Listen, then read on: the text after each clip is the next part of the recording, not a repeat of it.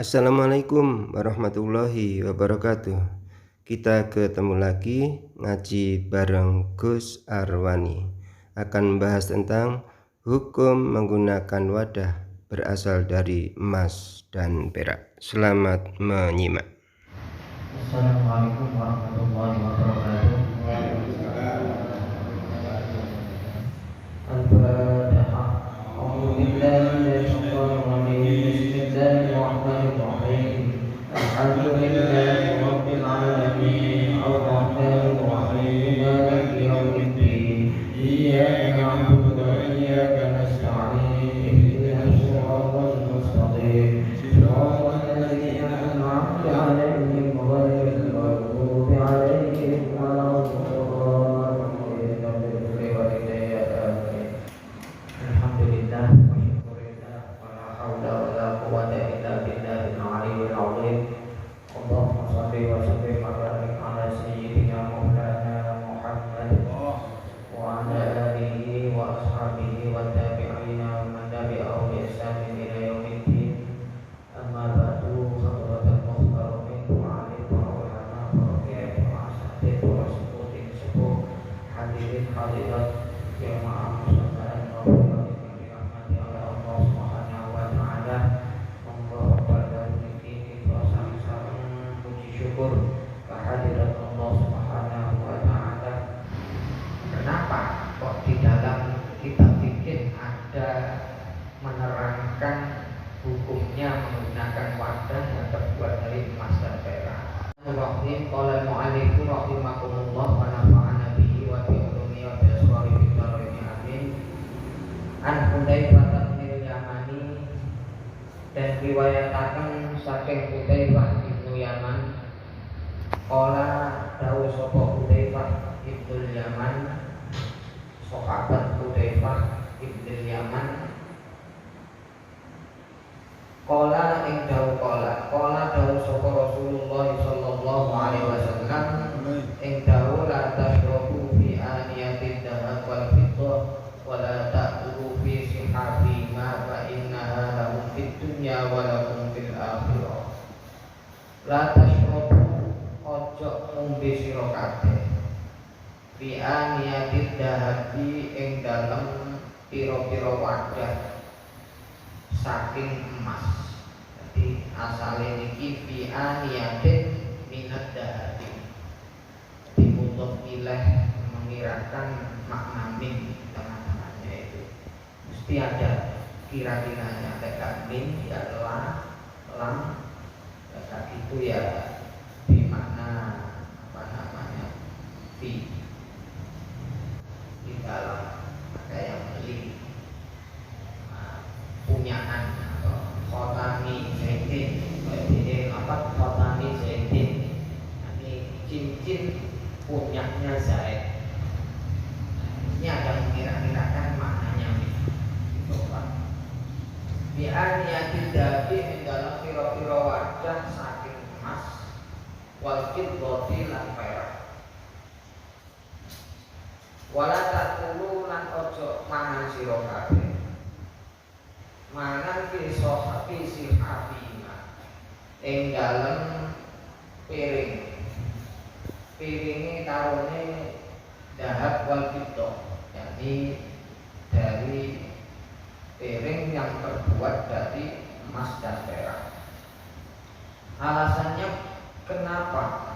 Kata Rasulullah, wa innaha rona satemene aniyatid dahab wal fiddah iku lahum tetep kedue kafirun atau musyrik di dunya ing dalam dunya, walakum lan kedue sira kabeh fil akhirati ing dalam akhirat.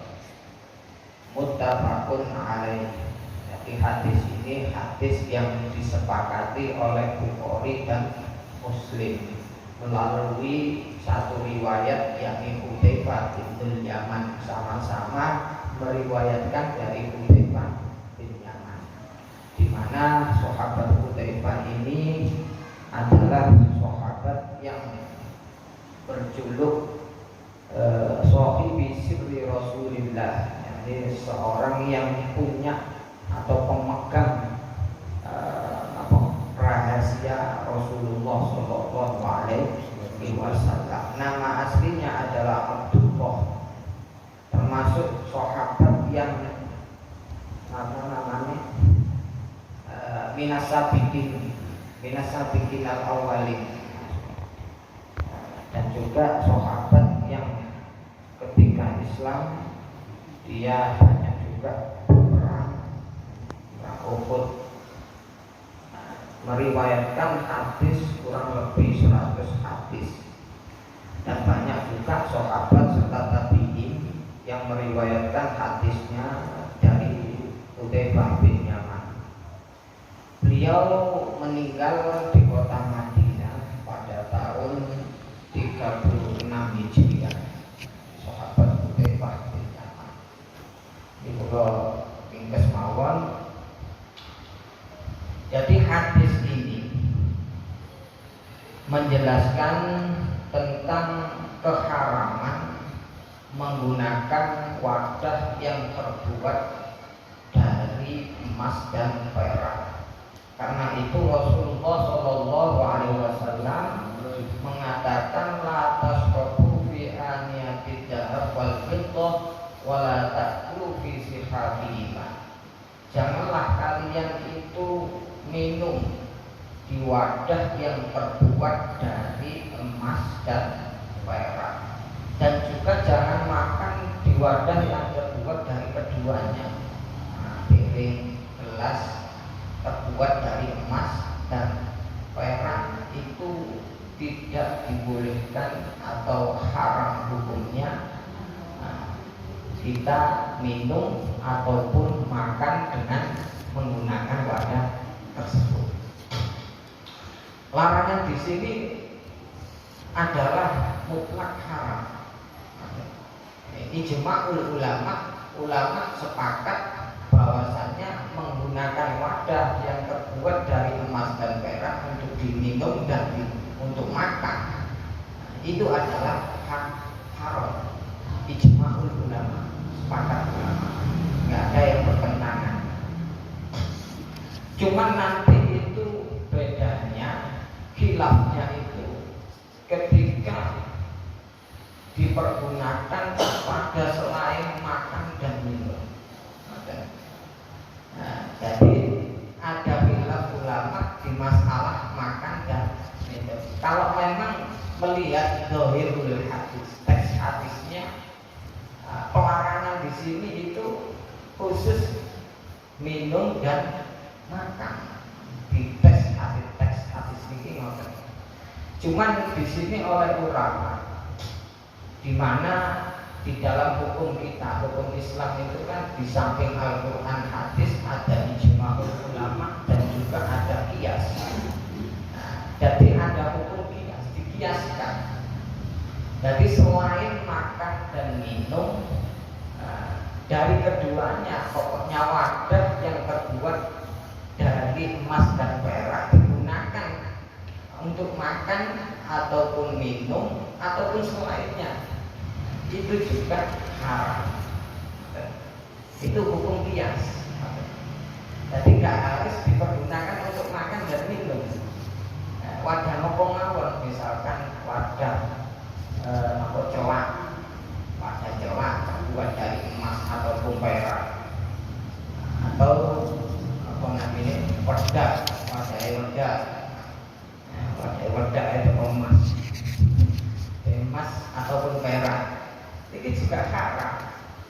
Haramnya lil qiyas, dikiaskan dengan hadis ini, yakni hadis pelarangan menggunakan wadah yang terbuat dari emas dan perak, bukan hanya pelarangannya dalam segi minum ataupun makan, tapi selainnya juga diharamkan. Tidak harus khusus gitu. Jadi kias.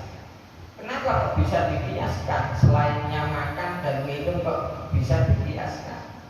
Karena begini, di sini makan dan minum itu kan suatu perkara sing pokok. Oleh niku wis boten bisa dihindarkan dari setiap hari merupakan kebutuhan pokok. Nah, kebutuhan pokok aja dilarang oleh Rasulullah Shallallahu Alaihi Wasallam. Nah, apalagi kebutuhan yang tidak setiap hari. Ini wadah, wadah mangsi, terus normal. Kata wadah-wadah selain dipergunakan untuk makan dan minum juga dihukumi haram. Ini ijma'ul ulama. Ijma'ul ulama, kesepakatan para ulama bahwasanya selain dari wadah emas dan perak, selain dari penggunaan untuk makan dan minum, juga diharamkan. Jadi nggak boleh menggunakan wadah. Terus bagaimana kalau ada orang wudhu? Nah, kaitannya dengan masalah kita dalam masalah fikih. Misalkan ada orang wudhu, mengambil wudhunya di wadah air, ada wadahnya yang terbuat dari emas dan perak. Gimana wudhunya? Sah apa enggak? Halo? Sah apa enggak? Sedikit saya ngomong buatan sah. Tidak sah. Pak saya buatan sah. Sah apa buatan? Kan sama-sama wak. Sama-sama wak. Sama-sama Wadah. wadah. Jadinya benar. Tadi kan dikatakan kita tidak boleh menggunakan wadah yang terbuat dari emas dan perak. Artinya haram, baik digunakan untuk makan maupun minum ataupun selainnya. Kalau tadi makan itu haram apa enggak? Tambah dengan makan minum pokoknya sing halal, bukan haram kan? Bukan boleh, apa? Boleh kan? Hukumnya mubah. Tapi ketika menggunakan wadah yang terbuat dari emas dan perak, maka di sini dihukumi haram. Haram bukan karena makannya, bukan karena minumannya. Jadi yang minumannya halal, wadahnya itu. Yang haram itu wadahnya. Jadi keharaman di sini sifatnya itu arifi. Jadi ada haram itu kali, ada haram jadi, ada haram arifi.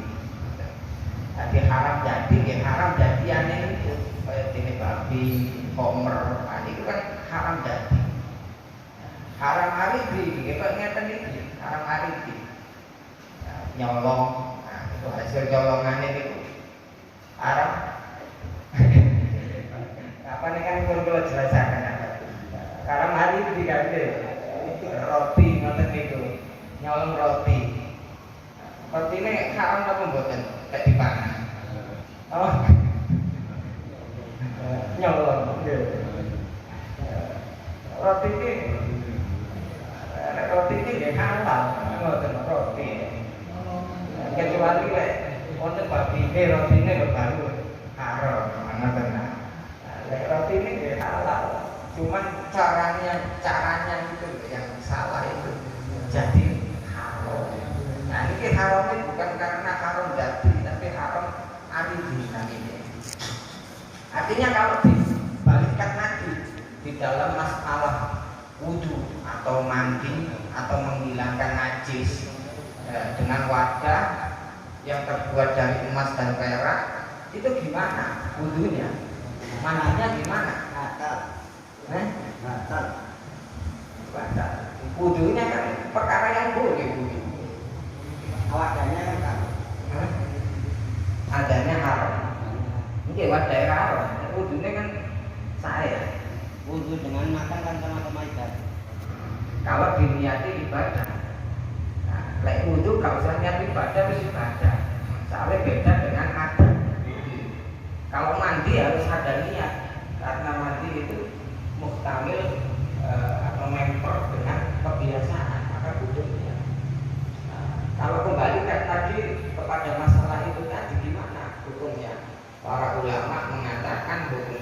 wudu atau mandi di wadah yang terbuat dari emas itu hukumnya sah.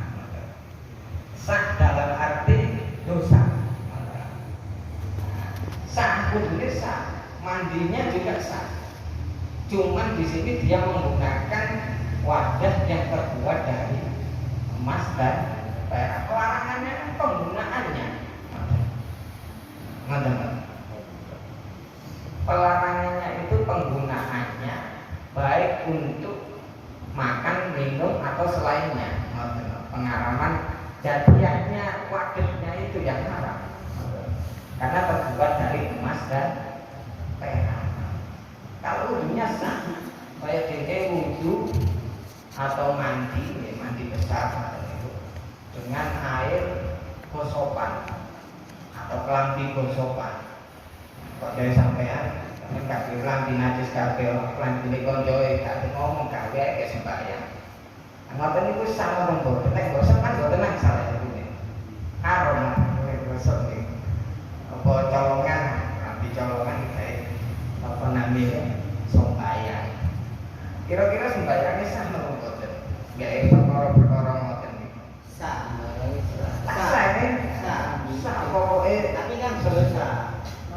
niku wau, kaya niku wau gambarane niku kaya niki. Ngoten. Jadi sah hukumnya tapi berdosa dengan menggunakan perkara sing haram tadi. Jadi satu. Terus pengaraman ini itu untuk wadah. Bagaimana jika untuk apa namanya? Ini pengaramannya wadah ini kan. Wadah yang terbuat dari emas dan perak ini bagi laki-laki maupun perempuan. Laki-laki perempuan nggak boleh pakai wadah yang ini, tapi perempuan boleh memakai emas untuk perhiasan. Mana? Cici, mana? Perempuan boleh memakai emas karena ada hadisnya sendiri. Beda. Laki-laki nggak boleh memakai emas. La talbisul harira wala dibaja wala talbasul khotamin min dahbin. Jadi nggak boleh memakai laki-laki itu harir itu napa namanya sutro. Itu larangan itu, haram. Terus tidak boleh juga pakai napa namanya perhiasan cincin apa namanya kotak pakai alih-alih cincin yang terbuat dari emas. Yang nggak boleh itu emas. Tapi kok wong wedok oleh, nek napa? Nek wong wedok oleh, soalnya wong wedok sekali maca ya. Ngoten. Kalau wong wedok itu butuh maca. Jadi kayak perhiasan itu kan cek tambah indah kalau perempuan itu. Makanya diperbolehkan oleh Rasulullah SAW. Kalau diteliti di ilmu apa namanya penelitian karena pengaruh kalau orang laki-laki pakai emas itu, cincin yang emas itu dengan perempuan yang pakai emas perhiasan itu pengaruh di apanya gitu, hormonnya apa gitu. Jadi mempengaruhi dalam tubuhnya. Laki-laki nggak baik. Model penelitian model. Jadi keharaman ini bagi wadah yang terbuat dari emas dan perak, penggunaannya baik untuk makan atau minum atau selainnya bagi laki-laki maupun perempuan. Kalau perempuan nggak apa-apa pakai perhiasan dari emas, dari perak nggak apa-apa. Kalau laki-laki nggak boleh, dari emas nggak boleh, haram. Perak nggak apa-apa, perak. Perak betul, nopo-nopo, akeh, apa? Cincinnya demikian, tapi perak. Cuman perak itu disyaratkan ada ulama itu nggak sampai lebih dari 1 miskol. Jadi boten sampai lebih dari 1 miskol. 1 miskol itu kira-kira 4,25 gram. Jadi tidak boleh lebih dari itu peraknya. Itu boleh. Memang hadis sunnah sebetulnya. Pakai alih-alih itu sunnah. Iltamisu khotaman. Lepas di Nabi itu. Iltamis khotaman walau min hadidin. Pakailah cincin meskipun terbuat dari besi. Cuman sunnah juga terbuat dari perak juga sunnah hukumnya. Terus makainya di mana sunnahnya? Sunnahnya itu di jari kelingking si paling afdal sebelah kanan. Nah kiri ya, bukan nopo-nopo karena ada hadisnya juga Rasulullah pernah pakai cincin ditaruh di jari kelingking ini yang sebelah kiri. Cuman paling utama itu sebelah kanan karena Rasulullah itu yuhibbu tayamun fil amri kulli. Jadi Rasulullah itu senengane itu disikno sebelah tengah. Jadi setiap bede nopo mawon Rasulullah itu selalu mendahulukan kanan. Jadi paling baik kalau pakai akik alih-alih ditaruh di jari kelingking ini paling baik. Bukan cukup ya Ustaz. Tidak cukup ya. Taruh tengah cukup. Taruh mriki mboten cukup. Lodok. Cukup dikait tengah kali telunjuk. Ya napa ning hukumne?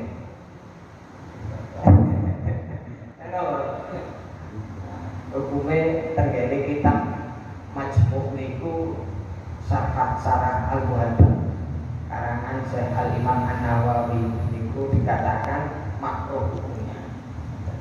Jadi memakai di selain jari kelingking sama jari manis atau makainya di jari tengah, jari telunjuk ini makruh. Makruhnya cuma makruh tanzih, tidak sampai haram. Tidak dapat kesunahan. Jadi dapat kesunahan ditaruh di gigi. Nopo kelingking, nopo jari manis. Itu sunahnya. Para hadirin hadirat rahimakumullah. Itu cara memakai yang diperbolehkan Rasulullah itu adalah memakai cincin dari perak. Tapi ada hadisnya itu yang melarang pakai cincin. Konten hadisnya. Cincin nopo mawon, laki-laki dilarang pakai cincin. Konten hadis ini. Baik itu terbuat dari perak ataupun terbuat dari tembaga kuningan itu dilarang. Konten hadisnya cuma hadis ini tuh ini. Jadi tidak dipakai, tidak bisa dibuat tuh hujah. Hadis yang kuat atau hasan, minimal itu hasan itu memperbolehkan pakai cincin terbuat dari perak atau paling enggak itu ya itu tadi dari emas, dari tembaga kuningan. Terus pengharaman ini membuat wadah, memakai wadah yang terbuat dari emas dan perak itu tadi kan bukan hanya dibuat untuk makan dan minum, tapi selainnya juga nggak boleh. Misalkan pensil, pena, pulpen itu terbuat dari emas. Tak niki wonten malih HP itu emas. Iya. Sing di counter wonten HP emas. Iki ana apa nih? Dipakai laki-laki, perempuan. Ya nggak boleh. Ngoten. Tak boleh. HP termasuk nopo maneh. Terus ya nopo lek misalkan damel hiasan dinding ngoten niku. Misalkan apa? jam ngeten iki kan wonten sakniki jam-jam dinding wonten niku dilapisi emas atau pikora-pikora lukisan kayak emas. Jadi sing duwe emas yang wonten niku omahe apa kancinge niku teko emas. Kancinge lawang niku teko emas. Soge sing duwe tambang emas. Ngoten niku kan hukume. Kaya dene omahe pojok-pojokane dihiasi emas. Terus masjid-masjid itu kayak hiasan emas, kubah emas, mana tenan kasih kubah emas.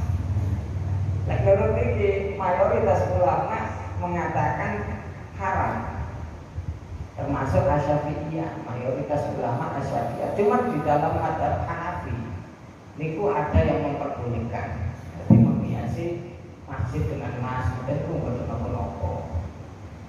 Niku madzhab Hanafiyah. Cuman nggih sing paling muktamad kaul yang di madzhab Hanafi niku nggih haram, tetap haram. Jadi menghiasi rumah atau masjid dengan emas niku nggih termasuk juga haram. Ijma ulama itu haram. Cuman ya itu tadi ada madzhab Hanafi yang memperbolehkan. Apa di madzhab Syafi'iyah semuanya sepakat haram? Tidak ada. Ada satu ulama yang membolehkan. Ulama madzhab Asy-Syafi'iyah namanya Syekh Sa'id Al-Bulkini. Sa'id Al-Bulkini ini memperbolehkan apa namanya menghiasi rumah atau masjid, Ka'bah dengan emas. Di saking sambungnya Ka'bah caranya wonten emas-emas ya, kira-kira itu emas. Kalau menurut madzhab Syafi'iyah, mayoritas ulama madzhab Syafi'iyah tidak boleh, haram. Tapi madzhab Hanafi membolehkan, dan Imam Al-Bulkini di madzhab Syafi'iyah, Ashabu Syafi'iyah memperbolehkan. Mungkin itu yang dibuat apa pegangan, dibuat referensinya. Tapi ada yang membolehkan. Jadi ada ulama yang membolehkan. Cuman mayoritas niku haram. Terserah. Karena apa alasannya kok diperbolehkan? Alasannya nopo? Karena nopo terjadi kitab itu litandini syiaril Islam. Karena supaya syiar Islam itu terlihat, wow, ngoten, wong Islam ini semangat masjid ini. Islam akhirnya lah. Nyata sugi-sugi wong Islam. Ngoten. Cek, wow. Terus jare ini Imam Bulkini ini kok alasannya salah satunya niku alasannya mana niku cek wong kufar niku merasa niku mangkok. Ternyata wong Islam sakar.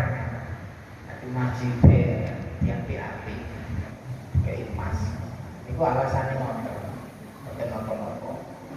Kalau menurut madzhab Hanafi dan juga Imam Al-Bulkini itu memperbolehkan. Terus kalau menurut mayoritas ulama tadi kan membuat wadah yang membuat wadah terbuat dari emas dan perak itu kan tidak boleh menggunakan wadah yang terbuat dari emas dan perak itu kan haram. Baik digunakan untuk makan, minum atau selainnya, baik itu untuk laki-laki maupun perempuan. Lalu bagaimana dengan orang yang membuat, misalkan membuat ini wadah, pembuatnya atau ya wong sing diongkosi lah, kayak buat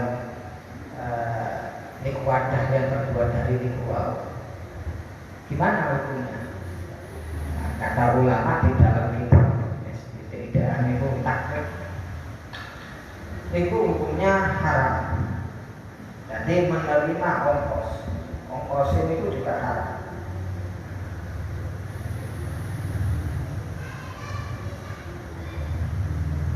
Ya, ini. Jadi tidak boleh membuat yang membuat itu kena hukum haram, dan juga apa namanya ongkosnya itu haram karena untuk kemaksiatan ya. Termasuk sing nyuplai emas itu, emas perak itu disuplai ngertos lagi itu pandai apa namanya sing damel-damel ngoten niku. Nah, napa sing damel wadah-wadah ngoten niku jenenge niki. Lek napa jenenge lek damel pisau kan pandai ya. Pokoke sing damel wadah-wadah ngoten niku terus disuplai sing pakai nyuplai sing gadah emas perak itu di apa didol mriku terus semerat sing ngedol iki ngedol emas iki semerat kalau emasnya itu dibuat untuk wadah minum atau wadah makan semerat. Nah ini tidak boleh, haram juga, kena hukum haram karena termasuk ta'awanu alal wala ta'awanu alal ismi wal udwan, nulungi perbuatan dosa kena sisa, termasuk nulungi kemaksiatan. Nanti nulungi kemaksiatan juga dosa sisa. Nanti jariyah itu ya, boleh keapian toh. Jariyah itu elek ya, sampai data jariyah. Sampai damel misalkan damel ulun-ulun karo ke api, cek wong kesel cek iso lungguh nang kene dalan. Tapi ya sing lungguh itu dudu wong karepe kene api nyediani ngoten, tapi dilungguhi wong sing ahli mas. Niku kena dosa ya. Padha karo ndayekno nulungi ahli maksiat. Tujuan kita baik, tapi kalau pemanfaatannya akhirnya salah, dipergunakan untuk yang ahli maksiat ya otomatis kan kena imbasnya juga. Yang jariah juga mengalir dosa, gak mengalir pahala, mengalir dosa. Para hadirin hadirat rahimakumullah. Jadi niku. Jadi yang membuat juga dosa. Kecuali kalau kita apa namanya jadi niku wau kan menggunakan, begitu juga dengan menyimpan. Jadi kita punya wadah apa namanya gelas lah, piring, teko emas ataupun perak kita punya, tapi nggak kita gunakan, kita simpan aja sebagai hiasan nang bubet macam itu. Gimana disimpan toh? Tetap dihukumi haram. Soalnya wonten kaidah maharuma istimaluhu haruma ittikhadhu. Perkara sing halal menggunakannya, haram menggunakannya, begitu juga menyimpannya juga haram. Karena kalau kita simpan lama-lama akan lek butuh pasti digawe ngono. Jadi mesti digawe, mesti disimpan ya. Malah disimpan ke kata digawe kopi ya, teh tak coba ya. Kalau wadah nggak ada, piringnya nggak ada. Orang ini wadah dikucok misalkan lah, dia digawe ya, ini kan ngoten. Maharuma istimalu, haruma ittikhadhu. Perkara yang halal digunakan, haram juga disimpan. Berarti nyimpan mas haram. Maharuma istimalu, haruma ittikhadhu. Berarti nyimpan emas ya haram. Masa ngoten?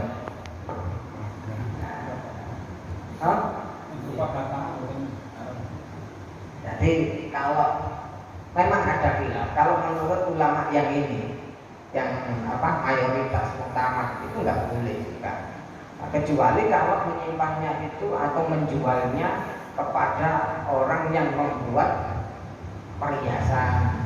Punya gelas atau piring terbuat dari jamur, terbuat dari berlian, atau terbuat oleh batu permata sing warna.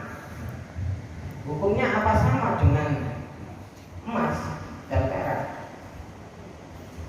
No? Hukumnya adalah ijma ulama, tidak sama hukumnya. Beda hukumnya. Boleh. Meskipun harganya lebih mahal dari emas dan perak, boleh. Karena larangannya itu di hadis itu cuma untuk emas dan perak. Artinya selainnya emas nggak apa-apa, nggak dilarangkan. Meskipun di gua nantinya harganya itu lebih mahal dari emas. Pokoknya tujuannya tidak israf lah, tidak untuk bangga-banggaan, sombong-sombongan. Otomatis ada tujuan begitu ya, kembali lagi hukumnya. Tapi bukan haramnya karena lidahnya itu tadi barangnya, tapi karena faktor yang lainnya, faktor X. Terus bagaimana kalau kita punya wadah yang tidak terbuat dari emas, selain emas dan perak? Artinya wadah terbuat dari tembaga, terbuat dari kuningan, terus disepuh. Itu gimana? Disepuh itu dilapisi lah namanya. Nanti dilapisi dengan emas ataupun perak. Apa tetap dihukumi haram? Di dalam mazhab kita Asy-Syafi'iyah ditafsir dilihat dulu. Kalau memang emasnya itu ketika kita sepuh itu kalau kita panaskan meleleh. Jadi kalau emasnya itu meleleh. Kalau bisa meleleh, otomatis haram menggunakan wadah yang disebut dengan emas tersebut. Kalau gak leleh, dipanaskan di bara api gak leleh, ya mungkin saking sedikitnya, nah, itu gak apa-apa, gak haram. Terus bagaimana dengan wadah yang bolong? Wadah yang terbuat dari selain emas dan perak, terus bolong. Tapi ketika bolong ditambal dari emas dari perak, itu gimana hukumnya? Menggunakan wadah tembaga, bolong ditempel kali emas atau perak. Ini pun dia ditafsir oleh ulama. Kalau tembelannya itu dengan emas, mutlak haram, baik untuk kebutuhan hajat atau untuk hiasan baik kecil maupun besar. Tapi untuk perak ditafsir ini kalau tambalannya itu besar dan tidak ada hajat, tidak ada kebutuhan, maka hukumnya haram. Jadi tujuannya untuk hiasan besar tambalannya, tapi tujuannya bukan untuk hajat tapi hiasan, maka tapi kalau kebutuhannya untuk hajat, kebutuhan yang bukan untuk hiasan, zina, itu hukumnya makruh. Kalau kecil gimana? Kalau kecil karena ada hiasan, hukumnya adalah makruh tahrim. Kalau kecil tujuannya adalah untuk hajat, nggak apa-apa, nggak makruh. Macam ditafsir hukumnya. Jadi hadis ini menjelaskan tentang keharaman menggunakan wadah yang terbuat dari emas dan perak, dan juga memasukkan yang tadi atau wadah yang selainnya emas dan perak tapi disebut gimana, atau tambalan ditambal dengan emas dan perak gimana, ya itu tadi. Alasan pengharamannya karena wadah tersebut adalah untuk orang musyrik, orang kafir di dunia ini, dan untuk orang Islam di surga. Itu alasannya Kanjeng Nabi diharamkan. Tapi ada ulama yang lain yang memberikan alasan itu karena khiyanah, karena emas dan perak itu identik untuk sombong-sombongan, karena bisa membuat sombong orang, oncor-oncoran, kebiasaan itu benar. Jadi kalau laki-laki nggak boleh pakai cincin terbuat dari emas, harus perak. Nasi wedok bukan mau emas. Jadi nyiasati ini ngoten. Jadi nggak boleh. Ada yang ngoten itu ada teori Islam masih kaki. Oh, ya saya juga penjamin masih berkenaan. Berasa apa? Ya hukumnya laki-laki pakai emas, cincin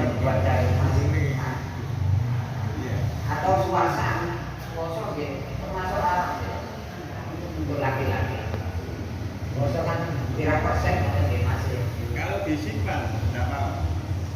Lah niku kok edarnya kan mahar ma istiqomah, mahar ma istiqomah harus istiqomah dulu menyimpannya alam juga karena laki-laki yang menyimpan. Siji kali sing wedok ngoten. Dua. Ini benar dua. Nah, satu lagi perempuan. Sendiri. Disimpan. Disimpan sendiri. Iya. Nah, ini wow. Kalau disimpan akan lama-lama dipakai karena apa? Alasannya ulama makanya menyimpan itu diharamkan karena nanti lama-lama akan juga memakai barang tersebut. Makanya waktu kok edah fikih waktu itu tidak diperbolehkan itu menyimpan atau memakai. Tanda balik. Oke. Tadi mengenai perhiasan itu kan ada yang menghalalkan, khususnya Syafi'iyah yang mengharamkan tadi Hanafiya. Kalau tadi dulu menjadikan dosa, sekarang masjid yang ada kubahnya atau di sekitar itu ada emasnya. Sedangkan yang berjamaah itu pengikut Syafi'iyah yang otomatis mengharamkan. Sedangkan menggabungkan satu ibadah dengan dua pahala itu nggak boleh. Bagaimana kalau kita sholat di tempat yang semacam itu, sedangkan kita itu orang-orang Syafi'iyah. Ini kembali kepada memakai wadah dari emas untuk wudhu di Ini sholat kita sah, kalau kita sholat di situ. Dosanya? Nah, cuma dosa itu. Kalau dilihat sholatnya sah apa enggak ya sah sholatnya. Tapi kalau dosa ya dosa. Karena kita sholat di wadah yang terbuat dari emas itu. Tapi bisa menjadi halal tuh. Kalau kita mengambil kaidah bahwasanya apa yang disepakati mazhab yang satu, walaupun mazhab yang satunya tidak menghalalkan, itu juga pendapatku. Kan masih ada kaumnya Ashabus Syafi'iyah yakni Syekh Al-Bukhari.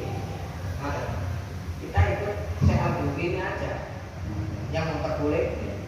Ya, kan termasuk nih mazhab Asyafi'i. Syekh Al-Bukhari itu mazhab Asyafi'i.